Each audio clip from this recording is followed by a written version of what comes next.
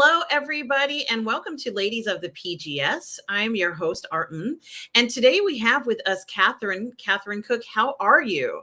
All right. Catherine, it's such a pleasure to have you here on Ladies of the PGS. We're going to be talking about the best movies of 2023. And Catherine, I know that this year was what I would call atypical when it comes to a movie year, but what an extraordinary year it's been with so many top performing movies, often in places that we least expected. And Catherine, you know, it's no secret, you and I talk about movies all the time. So we're always talking about entertainment and cinema. I was really curious. I have a list of some of my favorite movies of 2023, but I'd like to start with you. What are some of the best movies, in your opinion, that 2023 had to offer? I came up with a list of 9 films. The first is Inside, with Willem Dafoe. He plays an art thief, and he gets trapped inside this high-rise, high-tech apartment, and he's there for several months and going a bit stir-crazy, and you watch as he goes from being art thief to artist. And it's quite interesting.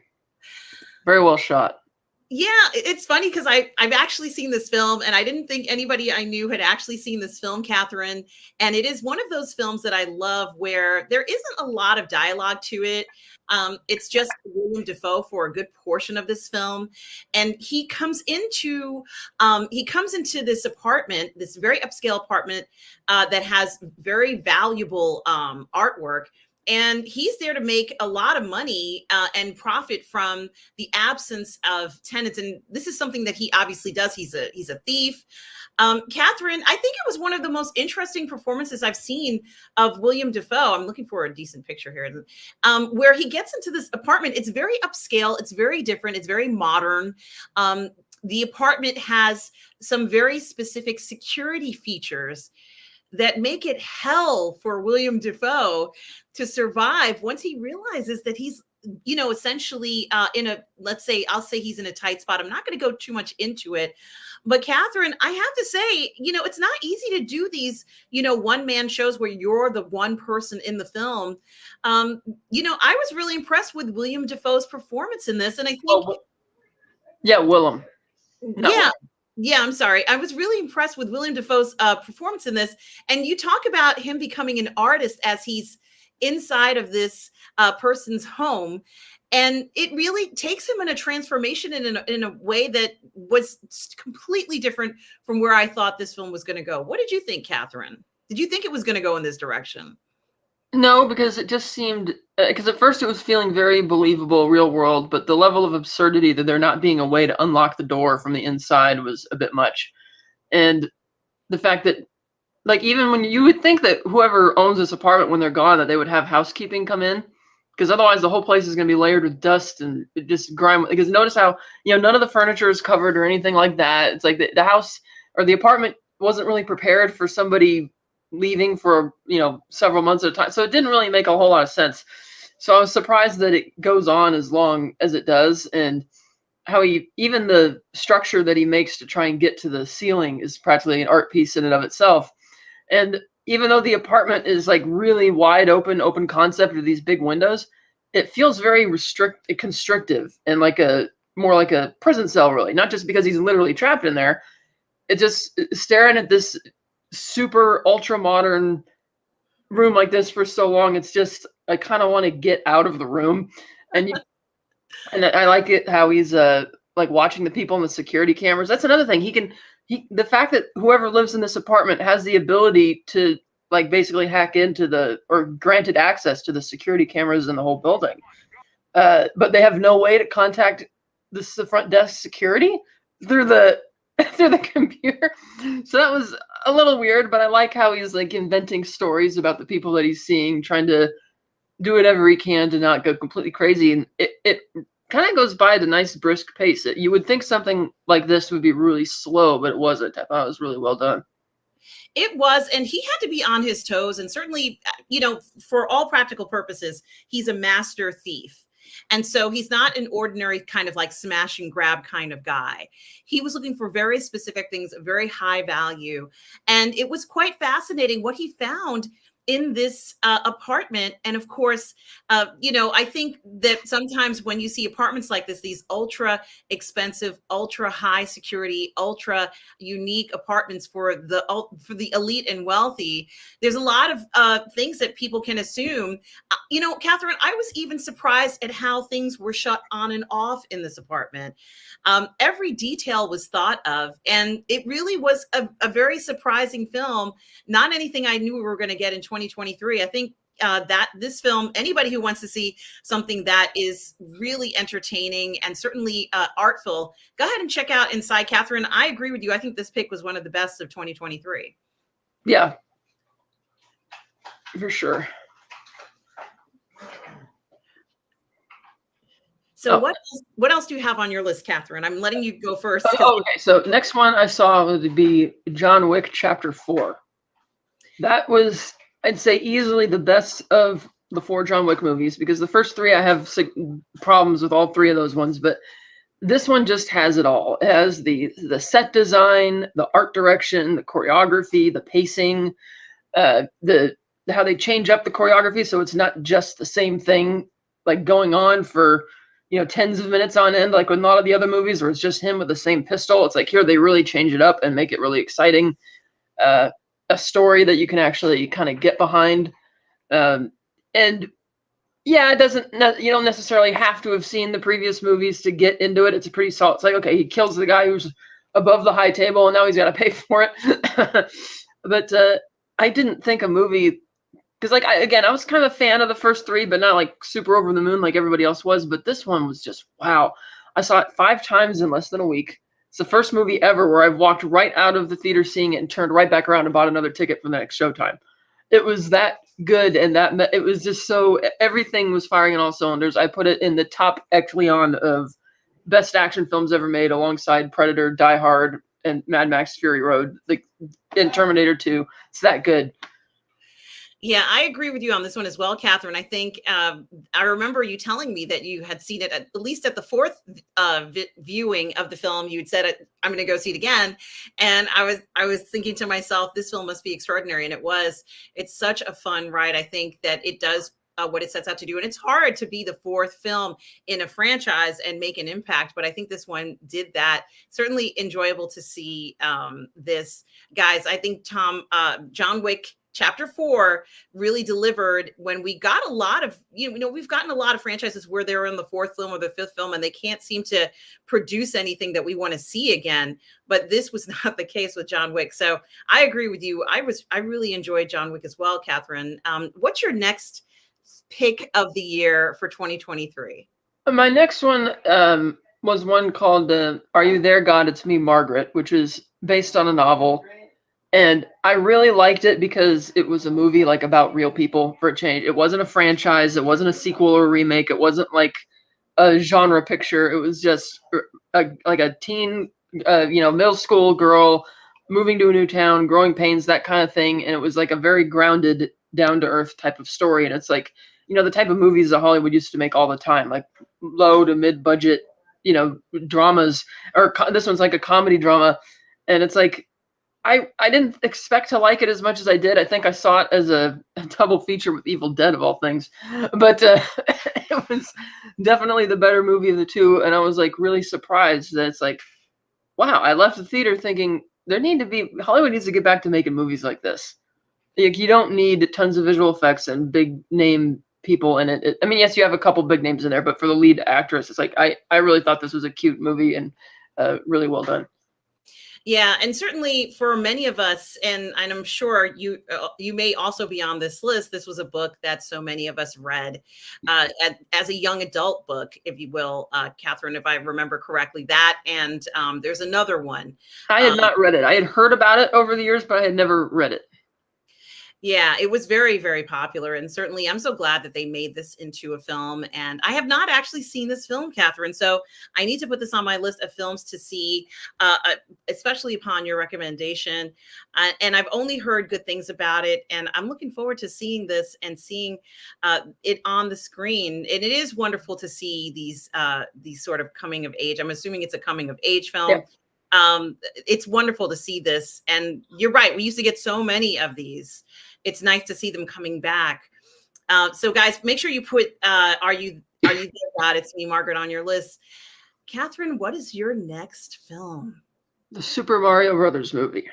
This movie was like the perfect encapsulation of what the Nintendo Mario Brothers universe of games is.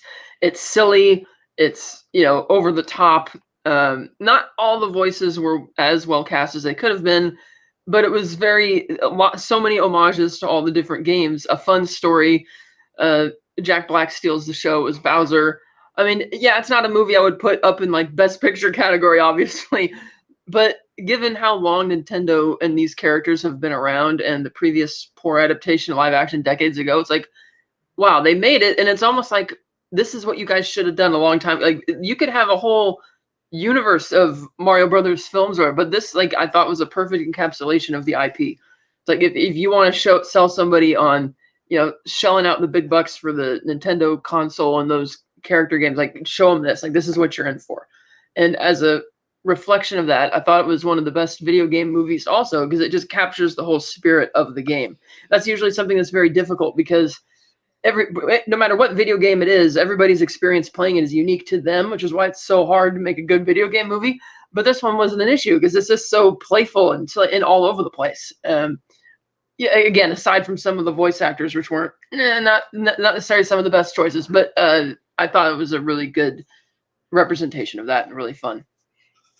Yeah, I agree 100%, Catherine. You know, when I heard this film was coming out, I had no idea what to expect and what it was going to be like. And that serenade in the beginning where Bowser just completely knocks my socks off about how much he's in love with Princess Peach is just such a winner.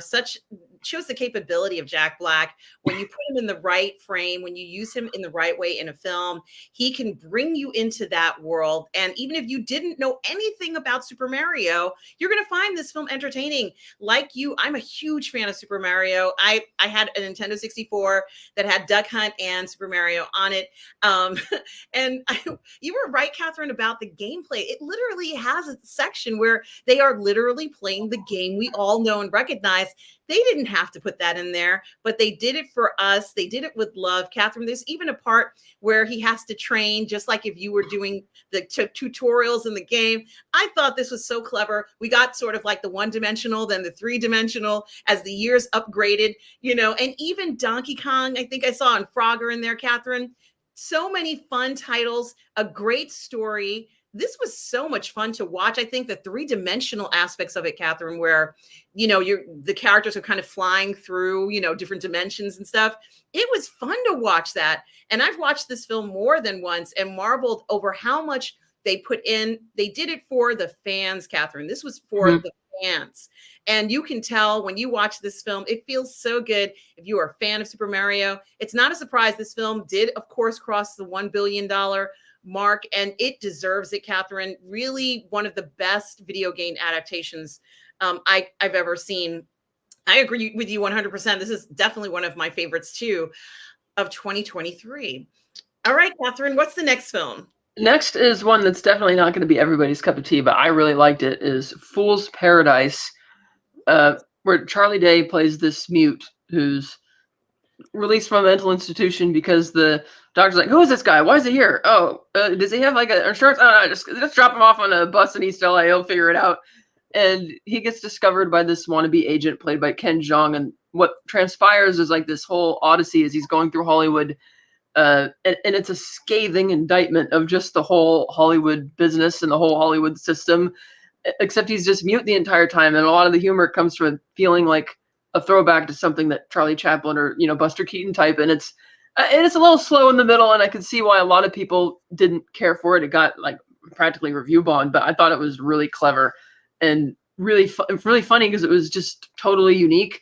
Like, it felt more like a legit, I mean, it's not a silent movie because a bunch of other characters talk in it, but it felt like something, I mean, aside from the modern setting, but of that would have come out of that era, like that type of story. And it's just totally mocking everything that's Hollywood and everything that's that whole celebrity culture. They skewer that and all of it, and I thought it was really clever and very wholly unique. And also written and directed by Charlie Day as well. Oh, that's very impressive to star in the film and also to direct it. That's, like so difficult to even accomplish that.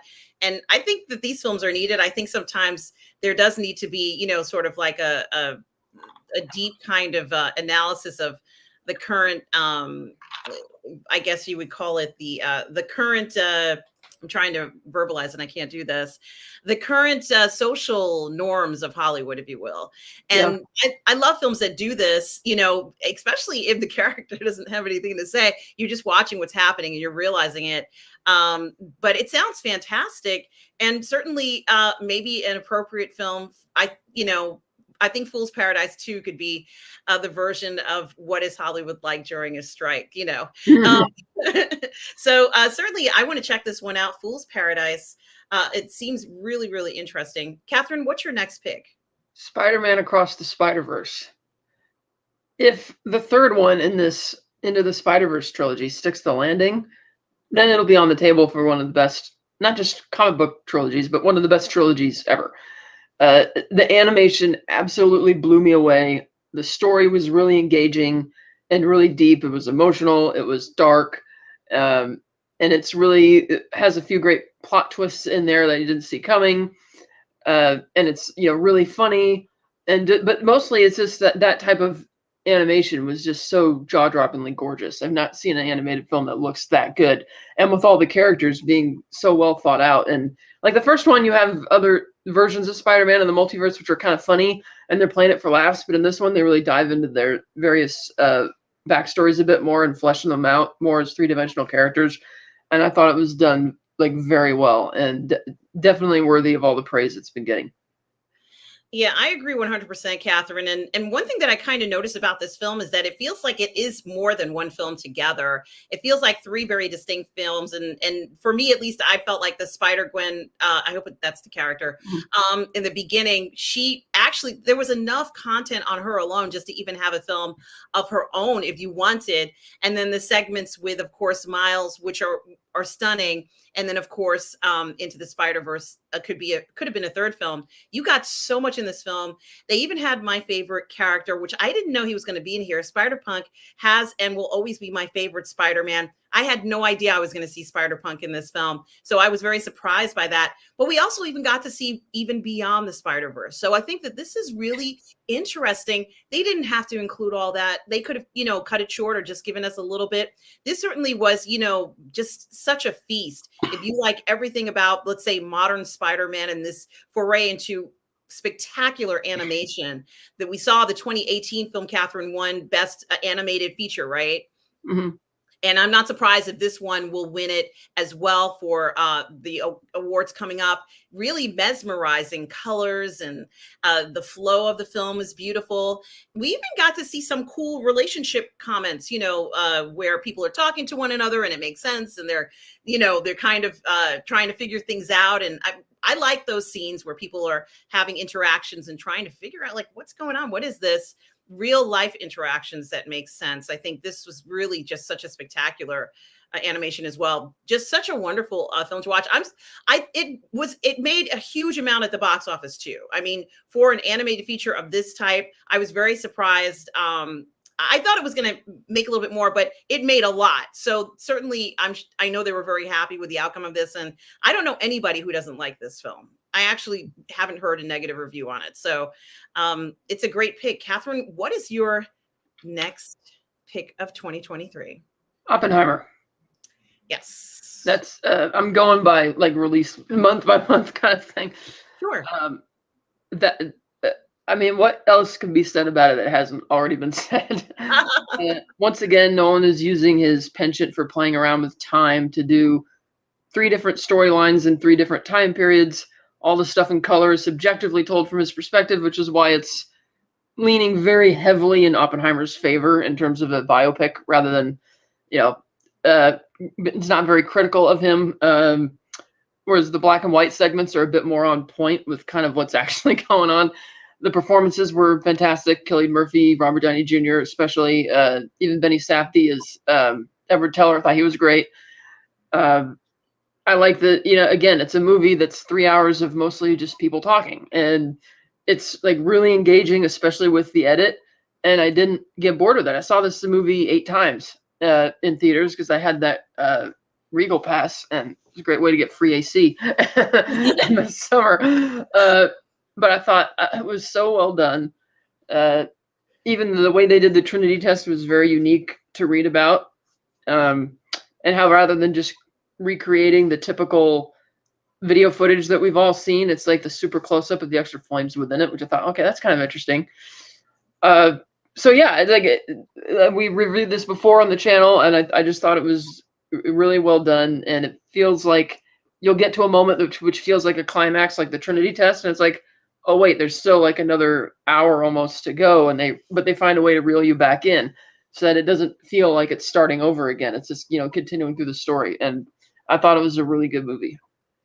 Yeah, Catherine, I certainly do share your sentiment on this one. I think it really was an outstanding production by cast and crew and the director. And certainly there are so many special moments in it. There's so much in it. And it is based on a Pulitzer Prize winning autobiography.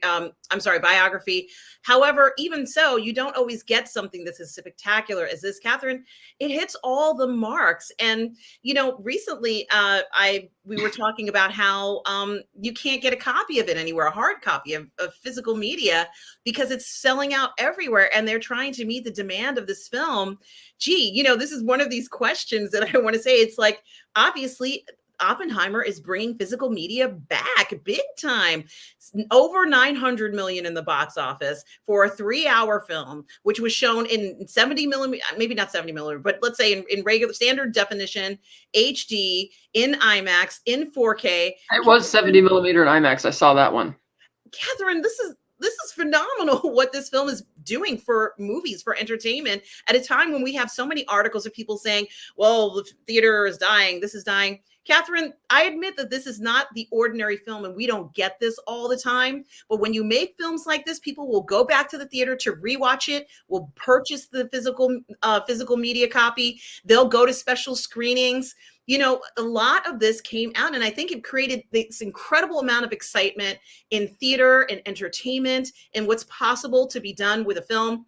They didn't even tell all the details from the biography. Technically speaking, another one could be made about what was left out in this. I think it's just phenomenal what we got with this. I can't stop talking about it. This is actually my favorite scene. I popped up here, Catherine. Well, especially that it's again, it's just a drama, like historical drama, and yet it pulled in $950 million. And it's like, this should be a sign to like people in Hollywood, is like, hey, this is kind of the movies that people want to see. They're not just interested in, CGI fest. They want to see stuff like this. And I hope they're taking notes, because with movies like this selling out physical copies and the studio assuring fans they're going to order more of them, it's like, well, that's really good. But yeah, that's just, I want them to, again, go back to making movies like this. And it doesn't look like it was that. I mean, I know it cost $100 million, and I think some of that has to do with the talent that was attached. But from the actual production value, it looks like something that would, again, be mostly mid-budget movie, because a lot of it's just either in boardrooms or out in the desert. It's not. They didn't have to recreate like a huge period city that much, So I really do hope we see more of these things. And the fact that people rushed out to the tune of 950 million and buying out the physical media, it just goes to show that it's not so much that physical media is dying or dead. It's that you want a worthy title to buy to take up space on your shelf. And Hollywood just hasn't been putting out a lot of worthy titles, and this is one of them. Yeah, and Catherine, it was either you or Tom Jr. Jackson who sent us the review of, let's say, the special edition, which I don't even own the special edition, but there was a review that Bill Hunt did that I've never seen such a perfect review of a special edition of any DVD ever. Like, this was the most incredible review I've ever seen in my life. And if that alone doesn't convince a person to go ahead and pick this up for a loved one, for Christmas, for whatever, and the other thing I also do like about this, Catherine, is that we already know that people are not picking up. Yes, there is an autobiography, but not everybody's going to read it. Not everybody's going to read the autobiography. This is one of the most impressive adaptations of an autobiography I've ever seen. And this biography. Is really special. I'm sorry, biography. Yeah. Pardon me. Yeah, Of a- I mean, I tried to read it and I put it down because it was clearly leaning in the super pro. It wasn't being as unbiased as it probably should have been. As I mentioned in our review, the scene when uh, Robert Downey Jr.'s character Strauss is having his meltdown in the office, talking about how he was egotistically living up the father of the atomic bomb and loved all of that and was so it's like, yeah, that's all true, but the movie conveniently excludes it, and the biography kind of downplays tries to downplay it. I'm like, I don't really like it when you whitewash things too much. But you know, to Nolan's point, he's like, we wanted to tell a subjective story. It's like, okay. And I think that was more him being swayed by having read the biography rather than studying as much of the man himself. But yeah, I it's still really great. Yeah, and I also wanted to add a little bit to that. I bought the audiobook, so I didn't read this. I listened to the audiobook, and there's a lot in this audio. Like it's packed with so much information. But even, let's say, in the sense of when a director or a studio goes ahead and uses a little bit of artistic license, Catherine, we saw spectacular performances. Whether that was maybe not the entire truth, this was a spectacular tour de force of actors who put into context a period of time where so few people who are still alive remember that era. And I have to give a lot of credit to seeing that recreation, because we've seen a lot of TV shows and things, but this one really set the mark at a level of excellence that I haven't seen in quite some time. So it is very interesting. I just love this movie too, Catherine. What is your next pick for 2023? This next movie, technically it counts as a 2022 movie because that's when it hit the festival circuit, but it didn't get released theatrically until August of this year. And that was the Australian horror film Talk to Me, in which these Australian teenagers and 20-somethings decide to use possession as a party trick. And it's like, okay, this sounds like it's going to be kind of wacky, but it ends up having super disturbing, awkward scenes, like the likes of which you've seen in Hereditary, and that type of drama. As the lead character, her mother's died in the past, and she at first doesn't really believe that, oh, this is people are faking it. This isn't a demonic possession, but it works. And then when her friend's little brother wants to try it, he actually sees her mother, because the idea is that when you grab the hand, only you who is holding the hand can see the spirit of the dead person who's briefly resurrected in the room, and nobody else could see it. And you're kind of possessed and able to say whatever they're saying. And because she finds out that somebody saw her mom, she becomes obsessed with trying to repeat the trick so she could speak to her mom again, and it just goes from bad to worse. And it's like a very simple movie, low budget, a wholly unique type of idea. I mean, in terms of the way they're doing it, like they don't even really dive into how this works in because they're like teenagers at 20-somethings. They're not fazed by the fact that it actually does what it does. Like, oh yeah, I got this off a guy in Greece or whatever, you know. But I thought it was really good. I think this is one of this actress's first movies, and it was done by these guys who make a bunch of comedy skit videos on YouTube. And for their first movie to be this good, I'm like, damn, that was really great. You would have thought that this was something, you know, by a bigger director named studio, because everything was so well done. And it was actually kind of scary and suspenseful. And so I highly recommend this one. Wow, it sounds wonderful. I'm surprised I missed this one, and I kind of feel bad. This would have been great to have taken a look at it. I'm certainly going to look at it after your suggestion, Catherine. I can't wait to see what these guys have come up with. It certainly sounds entertaining and scary and creative. And I do like seeing 20-somethings when they're sort of like figuring out things they don't know. They have no idea what they've gotten themselves into. So it is fun to see that. So I definitely will check out Talk to Me. And what is your next choice? Killers of the Flower Moon. We just did this review recently, and while we did have our criticisms of it, I still thought it was really good in terms of the production values, the performances. Like, again, I thought Robert De Niro gave probably his best performance in a really long time. And it was still kind of an endearing story to watch, even though it does feel like it goes on a bit longer than it needs to. And while I'm still not super hot on the ending, I thought that the movie, it's still a worthwhile journey to take, and was still definitely a good movie. you could tell they did a lot of research into recreating the look of the era, even though, yeah, they should have had more of an Osage perspective. DiCaprio gives a great performance as expected, and Lily Gladstone, the scene stealer. And I think this is definitely better than Scorsese's previous film, The Irishman. So another, return to classic Scorsese form. And again, De Niro I thought was just fantastic in this. So this is one I would recommend still, despite my earlier criticisms of it. Yeah, and I have to agree with you as well, Catherine.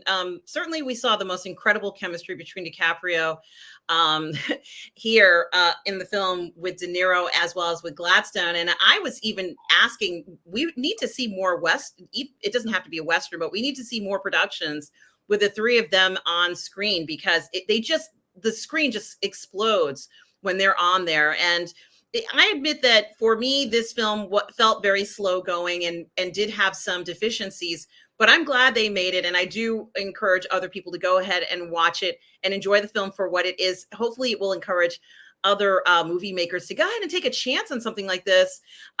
Certainly, I think that what they've accomplished is certainly something to be proud of in this production. And if anything, you had mentioned that there's still a little bit more to the story that we haven't seen. There might be another version of the story coming out. Maybe someone's working on it somewhere, but I agree. I think the production value on this was incredible. The costumes and the design. So it certainly would make my list as well. Catherine, what is your next film? The Creator by Gareth Edwards. This one I thought had a really strong marketing campaign, so I was surprised that it didn't do as well at the box office, because it's definitely a movie that demands to be seen on the big screen. It definitely feels like the movie that he wanted Rogue One to be, like when he teased this really gritty war movie and he screened that clip show of footage that wasn't actually in the real movie, but just give you the idea of it. And he shot this largely in places like Thailand and other places in Southeast Asia, and it was on a really slim budget. And for the effects to look as good as they are, on how much money it cost to this, I was like, wow, this is really visually impressive, and another important film that Hollywood should pay attention to in terms of just how it was made and conserving these budgets. Because the reason we don't get those mid-budget movies anymore that we like to talk about is because they're throwing hundreds of millions of dollars at these big blockbusters, and yet a movie like this shows that you don't need that to have compelling drama, really good effects. I connected with a lot of the characters. Yeah, the title, The Creator, doesn't really come into it as much as it could, but I was like really sucked in by the character, by the plight of the AI, and wanted to stick with them. And I thought that Josh kind of had these, a bit of mixed motivations, because he just wants to find his wife. But I thought this was really, and the ending also was not as cliche as it could have been, because it isn't precisely a super happy ending. It's not like they resolve the war for all time. They just solve this. They win we win the battle, but not the war. And it does have a bit of a sad ending as well, which was kind of like, oh wow, they actually went there, and it was like emotional and surprising. And so again, every time you see major critique of American imperialism, which was done really well. So I do think this movie deserved to be seen by a lot more people, but I think its reputation will improve over time. Yeah, you make such a good point on that, Catherine. And certainly I think that, at least my impression of it, was that the marketing could have been stronger. Just me personally feeling, I think the way it was promoted, I would have made a few simple changes that I think would have grabbed a little bit more attention, because it was really the only film at that time doing anything like this. And certainly AI is one of the most popular topics of 2022, 2023. People should have been running to this. And I think even by putting the letters AI on the poster, which I don't even know if they did or didn't, Catherine, I'm not sure. But even, let's say they went ahead and put AI on the poster, and people would say, oh, this has to do with AI. I think they should have milked that to a level of, even if that was not, let's say, the main focus, I'm not saying it is or isn't, but they should have milked that in the marketing the way that Barbie and Oppenheimer did Barbenheimer. This should have been milked in AI. And even if you got in, you're like, oh, it wasn't so heavily AI. It's more, or some people would judge it and say, well, this doesn't feel like Chat GPT. This doesn't feel like, what we've been talking about in the strike. I feel like the topic of it should have garnered so much more attention from the general public. And I think that was maybe just a little error in the way it was promoted. It's a beautifully shot film. There are scenes in there where my breath is taken away because it feels very real. I remember there were some weird critics out there who were saying, oh, well, AI is really unpopular right now because of the writer's strike and the actor's strike and the evils of AI. And here comes a movie which is trying to praise AI and protect it. You shouldn't make this right now. I'm like, push off. I was like, get out of here. Like, these are two completely different types of things that we're talking about. And I don't think that had anything to do with people not going to see the movie. It might have been name recognition too, because Gareth Edwards hasn't directed a movie in quite a while because he was like in director jail for a while after Rogue One. But yeah, I do definitely think it'll improve over. Like, he was even asked about that recently. He says, "What do you think about the creator? You know, the box office didn't do too well." It's like, I'll be interested in seeing where it sits in another 20 years. If people still remember it. It's definitely going to be a cult classic. I think we all know this. It's going to be a cult classic. I think there's going to be a lot of people who are going to kind of do a deep dive into, let's say the science fiction understanding or what it contributes to modern science fiction as a film. And I think that that's something to be explored and something that you kind of have to step away from it for just a little bit to realize how much we got in this film. Catherine, it had so much in it. You didn't leave the theater feeling like you missed something or it should have had more, or, you didn't get a decent experience in the theater. This was beautifully shot. That scene, that thing, I don't even know what this thing was, this craft that they had, in addition to the acting that was beautiful. This thing, whatever this thing was, I loved it. There are certain elements in it that make you love science fiction. And certainly, I think any film that's a science fiction film that makes you love science fiction or get excited about it is worthwhile seeing. So it seems like the creator seems to do that. Catherine, what is your next film? One that we just reviewed, The Holdovers. Yes. Another mid-budget movie about like real people with real problems. And you take like two curmudgeon-y type people, one of which is really unlikable, the other I kind of liked a lot. And you just it's like, oh, you're forced to be stuck together in a room for a few weeks and see if you actually come out of it all right or not. By Alexander Payne. Doesn't make movies too often. When he does, they tend to be good. This one, about a bunch of super preppy, rude, privileged kids who hate their professor and never let him forget it. And even the staff hates him, and so he gets screwed over and forced to watch over the kids who don't get to go home for Christmas simply because he would not give one privileged student with a wealthy family passing grade. Well, they're all wealthy, but one of them was a legacy donor to the school, and he wouldn't give him a passing grade because he wasn't going to fudge the grades. He's like, I don't do that here. So they punish him by making him stay over. And you think at first that, oh, these two are going to hate each other. There's no way they're going to connect. And yet gradually over the film, they kind of do. And it is really surprising that it goes the way it does. Not exactly a happy ending, happy story per se, but it's much more bittersweet. But again, it's one of those mid-budget movies about, real people, real problems. And they go out of their way to make this feel like it's from 1970, which is when it said December 1970 and January 1971. They even put the original MPAA logos and stuff at the front to make it feel even more authentic to that. And because I saw the copyright in the corner said 1970 with all the Roman numerals, like, wait, what? It's like that. I was like, oh, okay. They're literally trying to tell us that this is when it was made. And so I thought, Paul Giamatti's really great at playing these, kind of stuck up, curmudgeon-y, cultured type characters who thinks that nobody understands them and just doesn't jive with modern culture or the youth at all. Some of my friends joked that it's almost like he's playing an older version of the Miles character from Sideways, because who else had a teaching job that he didn't like?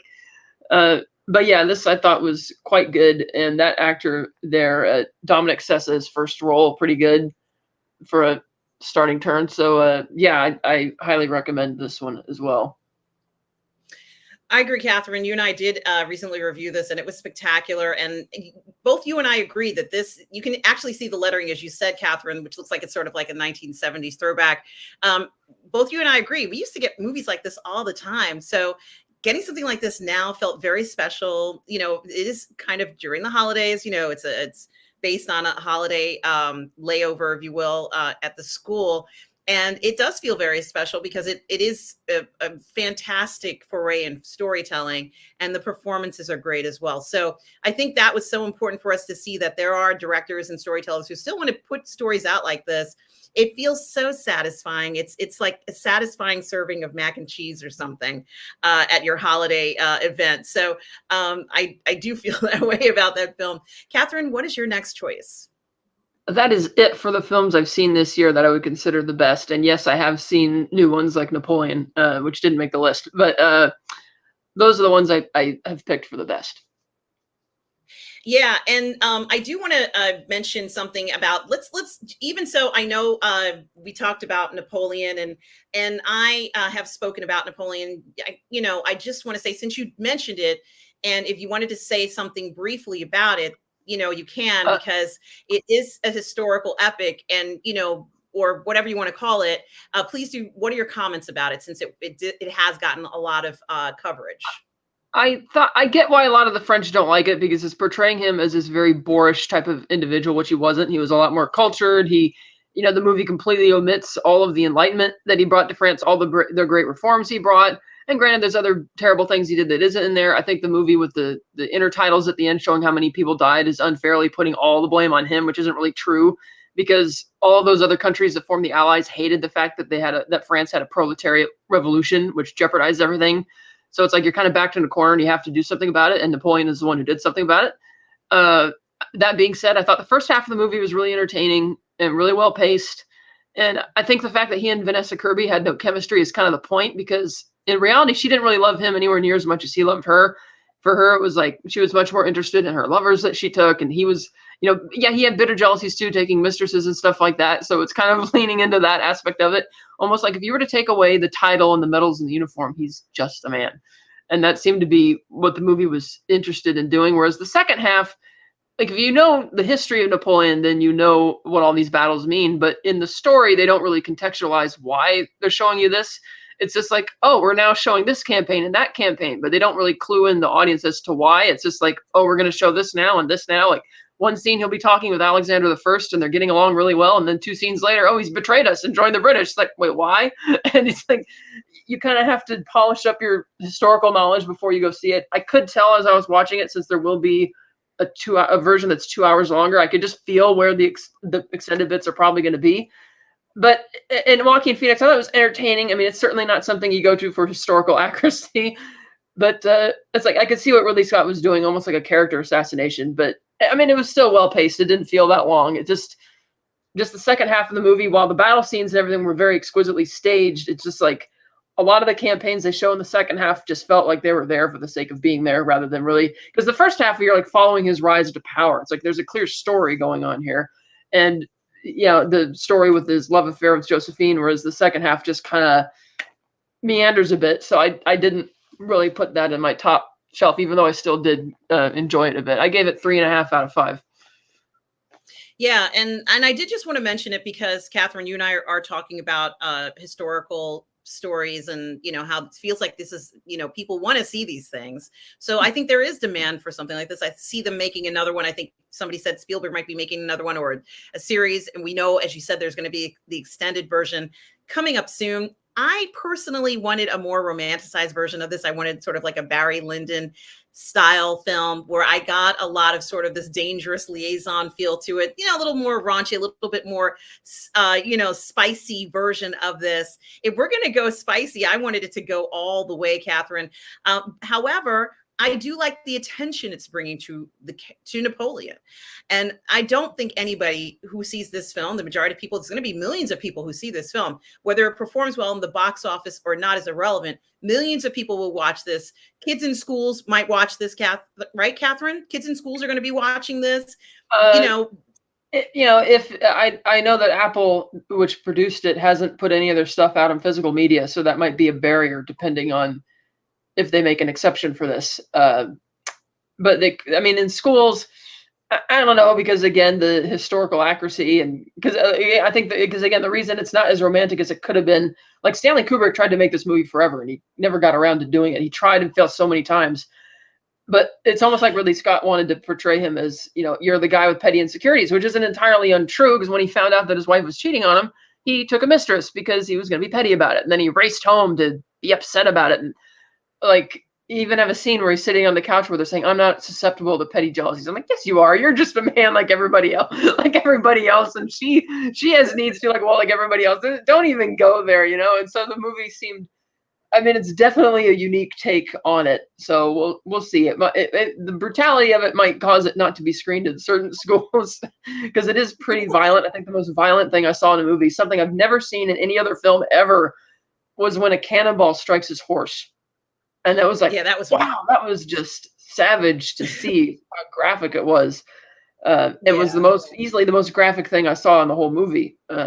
But they also showed things which he would actually do, where he would disguise himself as a commoner to wander into the place he's going to invade to kind of survey it up close and personal, like he's sneaking up with the shepherds or sneaking like a farmer with the sticks over the ice lake, looking around at the enemy encampment. Like he would do those things in reality. So I thought that was kind of neat that they showed that as well.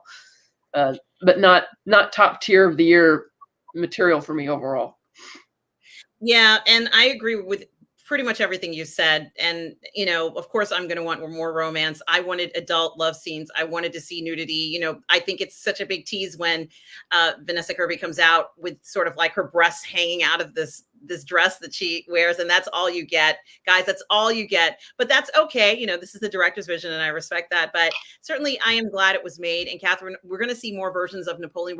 We might even see a version of Josephine. Who knows what happens in the future? But I did just want to get your take on that, because it has been a movie that has gotten a lot of attention. A lot of conversation has been said about it. And of course, you know that I couldn't go without mentioning this film. And I do realize that this film really is not a lot of people's favorites, but I did love this film so much. And of course, I'm going to talk about Barbie, and I'm not going to stay too long on it, other than to say that it did fulfill a lot of my what I wanted to see in Barbie. So, and I think for a lot of people, it did very well in the box office. It was a fun watch for some. For some, it was agonizing, and I get that. However, I'm glad it was made, and I enjoyed the film, and I would recommend it, especially if you like Barbie. You might like this film. So there's already this existing billions of people out there who love Barbie, and they showed up. They showed up to see this film. It was not advertised the way I thought the film was actually going to be. I should mention that. And, you know, so when you got into the theater, it was a different experience. However, Margot Robbie and, you know, Ryan Gosling. Thank you. Their performances were great. They were almost comedic at times. And, you know, this is a movie about a doll, guys. So for them to go into this level and depth and just kind of dive into it, you could tell they had fun with it. We saw a lot of stars in the film. And certainly I enjoyed it. So I did want to mention that Barbie is one of my favorite films of the year. There's another film that I wanted to mention, and this, just like one of the films you had mentioned, Catherine, this one I think it might have been from 2022. It's called The Pale Blue Eye. And the film is it's like a mystery. And I don't even know how to properly date this. It's a period piece that focuses on Edgar Allan Poe. So I liked it. I like anything dark like this. They're trying to solve a murder of cadets. I think it's West Point, but if it's not West Point, guys, please don't chew me out for that. But the point is that it's this dark, dreary, quiet murder mystery at West Point, and he's got to figure out what's going on. And I love, like, these cadets don't want to talk about what's going on. It was so much fun to watch this. It's called The Pale Blue Eye, kind of a homage to, you know, like the Telltale Heart. It kind of sounds like the name of something that Edgar Allan Poe would write. So if you want something a little spooky, a little kind of going into, you know, this fun foray of what the Hudson or New England area might have been, maybe not New England, but upper Hudson area was like at that time, certainly do check out The Pale Blue Eye. I enjoyed it immensely, but you have to be into this. If you don't like Edgar Allan Poe, this may not be the film for you. So I did want to mention it. Another film that I want to mention that I ended up loving, and I didn't know I was going to love it, was a film called Doggone. And it stars Rob Lowe. And in the story, Rob Lowe plays a man who has a son who has special needs, or at least I could be wrong on that minute detail, because I believe his son has special needs and he loses his dog. And I know this sounds very corny and trivial, but they end up going to look for the dog. And it's really this bonding moment between a father and son that is done so tastefully. Rob Lowe can act. I wasn't expecting this level of performance from him. And it really was something that I thought was a touching thing. As children grow and you become empty nesters, they're leaving your house. What happens to the parents? How do they deal with this?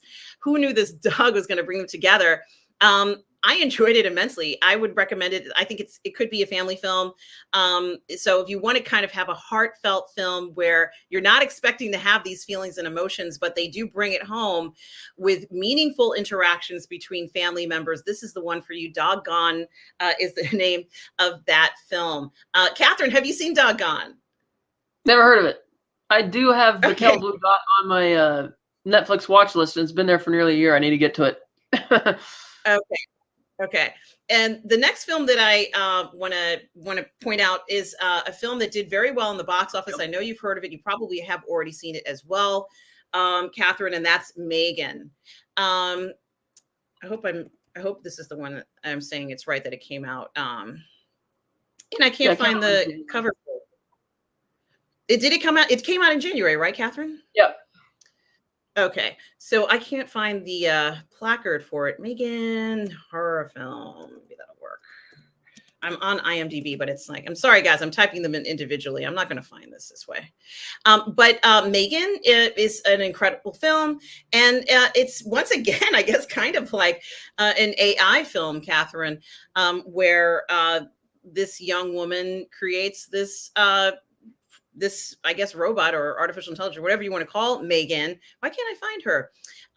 And she introduces Megan to her newly, here it is. So I know it says 2022. Why is this not working, guys? Just give me a second. I'm just going to pull up that thing for it. So I apologize. I'm a little slower than I should be pulling these up, but I will show it. And I did just want to show it because it was just so much fun to watch, Catherine. Have you seen Megan? Yeah, I really didn't like it. I didn't care for the lead actress, and the killer doll type franchise is not, subgenre is just not for me.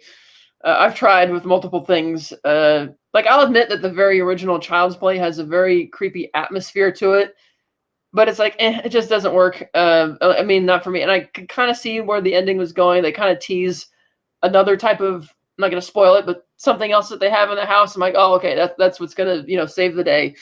And parts of the climax felt almost like, I mean, I was kind of wondering how they were going to relate the different plot things together. And once it kind of happens, it's like, oh, okay, kind of convenient. But yeah, I know a lot of people like this one, and it's well made for sure, especially with the effects, or the, practical effects they're using for the actual robot. But it just wasn't for me. I understand. And it became a very popular film this year. So I did want to mention that. And I think it did have, a good impact, a positive impact on the box office. May not have been the best film, but I enjoyed it so much. So I put it on my list of best films. If you want to see an entertaining film and you like horror and you like the genre, please do check out Megan. The next film I wanted to mention is a film. It's a film that, and I hope I'm doing this right. Yeah, here it is. Idris Elba plays a character called Luther. He has a television show that he was in for quite some time. I don't know if the show is still on, but I love that. I think that this movie was done as a way to wrap up certain storylines, because they had like 5 seasons of TV and then they got kind of canceled, and they didn't have, they wanted to kind of finish, to wrap it up. And they announced they were doing it as a Netflix film, and so I think this is it. Yeah, and I've been a longtime fan of Luther and Idris Elba as Luther, and this was such a fantastic film with Luther, and Idris was wonderful in it. Serkis is in it. He plays the villain. This was so much fun to watch, Catherine, and I was scared to death of Andy Serkis's character. He actually plays as himself, so you can see him physically in the film versus oftentimes we don't get to see him play a character, but I can't get to one point where he is. I thought it was fun. I think this Luther character is another one of those very popular detective, murder mystery characters out there. And Idris does not disappoint in this. I enjoyed this immensely. I thought it was such a fantastic film. A great way to wrap it up, as you said, Catherine. I really loved watching Idris in this film. So that's also on my list. Another one that is on my list that I have a feeling you've heard of, and it's probably still in the theaters. And certainly was, I don't even know how to describe it. It's this independent film about trafficking, about human trafficking that no one thought was going to do well, has had a lot up against it. And it's The Sound of Freedom. And, I think it's really interesting, Catherine, because sometimes I see these independent films and I'm not quite sure how I'm going to feel about them. And this one, there were some moments in it that I was terrified for the lead character as he was risking his life to save these children from essentially slavery. And even I didn't think there were some moments where he was going to make it out alive. And I think that got the point across. They could have done this film a number of different ways, but it became so popular. And one of the other victories of the film is that at the end of the film, they would say, do you want to go ahead and buy a ticket for somebody else? Go ahead and you can do that. Catherine, do you think we're going to see more movies do things like this where they'll say, if you want to go ahead and pay it forward, you can buy a ticket for someone else? Well, what do you mean? Like they had a website or something you could go to, like a link to? Oh, okay. Yes. Maybe. I don't know.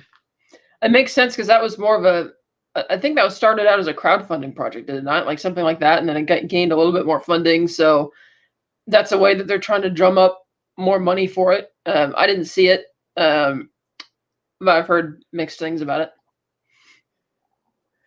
Yeah, absolutely. So if you want to see a movie that pretty much is bringing attention to human trafficking, this is the one. It is a good film. I enjoyed it. I think, it deserves all the accolades it's gotten. There's a lot of criticism about the film. And I did review the film, but I enjoyed it very much. So if you want to see something that does fight against that, check out The Sound of Freedom. The performances are good. It was fun to watch for me. And I have two more films, Catherine, and then I'm done. The first one is a film that I had no idea I was even going to see. Someone asked me if I wanted to do a watch party for the film. I said yes. And part of the appeal of the film is that it's about kind of like conspiracy theory. And it comes off initially as, this kind of odd concept. But as you're watching it, it's entertaining. Like, it's fun to watch. So the movie is called They Cloned Tyrone. And of course, it stars John Boyega and a bunch of other amazing actors. It's such a creative kind of foray into what I would call the, conspiracy theory idea. So I really like that. I love these conspiracy theories where it looks like everything's fine. And then you're like, oh, wait a minute, what is going on? If you want to kind of have a laugh at this, although some people took this very seriously, this film is meant for you to be entertaining and for you to have a laugh at it, and kind of be lighthearted with it. It should not depress you. This is meant for you to laugh and have fun and enjoy it. I really enjoyed this. I thought it was interesting. Someone took a lot of effort to create this fantasy and this whole world, and it comes off really good. I think they did a good job for what they're trying to do, and certainly a lot of talent in this cast of actors, including John Boyega, who does such a great job in it. So I put They Cloned Tyrone definitely as one of my favorites. And I have one more film, Catherine. Have you seen They Cloned Tyrone, Catherine? No, I heard about it though. Okay. Yeah. Well, there's one more film that I absolutely have to mention that I really enjoyed. And I didn't know I was going to enjoy it. I wanted to enjoy it. I didn't know how this was going to turn out. But the movie is called Thanksgiving. And the movie stars Patrick Dempsey. And the film, it's a horror film about Thanksgiving. And what I found interesting about the concept, and it's not necessarily the most original concept, but it just seems to work together so well. After like these riots that happen in a town, and people get killed, like for Black Friday, I saw it. It makes it. Yeah. Oh, you've seen this film? Of course. I've been waiting 16 years for him to make this movie. Well, Catherine, what was your thought of it? I thought it actually held up pretty well compared to the trailer that it's based on. Because the trailer was a lot more absurdist and admittedly a lot more hilarious. Whereas this, I like how this isn't just a slasher because they find a way to incorporate the holiday throughout the whole thing. It's not just like like it could have happened on any day. It's like, no, this has everything to do with Thanksgiving and the traditions around it. And I thought it was really funny. Some sharp dialogue in there. They have a newcomer for your lead actress in this one. Patrick Dempsey gets a decent role in this as well as the sheriff. And again, it was a somewhat absurdist but funny holiday slasher whodunit film. Yeah, Catherine, this one hits a lot of marks, doesn't it? Certainly, it reminded me a lot of another film that I was fond of last year called Violent Night. It had like this certain tone to it where there was a legitimate story. And however, feels like slasher flick, but it feels somewhat fresh. It doesn't feel like a repeat of everything you've ever seen. And it feels like a legitimate gripe about the response to the horror of someone getting killed on Black Friday. And we've actually seen that in the news. That really has happened, Catherine, where people are going out for their holiday shopping and, someone gets killed and a lot of times it feels like nothing's being done about it. And I think it is very interesting to do that. I also liked, Catherine, the pairing of it with the Pilgrims like this because it's in Plymouth. So it feels very kind of, it feels as if it makes a tie to those times, to Plymouth times, early Plymouth for some reason. And that's also feels very good as you're watching this. They're putting on this pageant and people are dressed as pilgrims.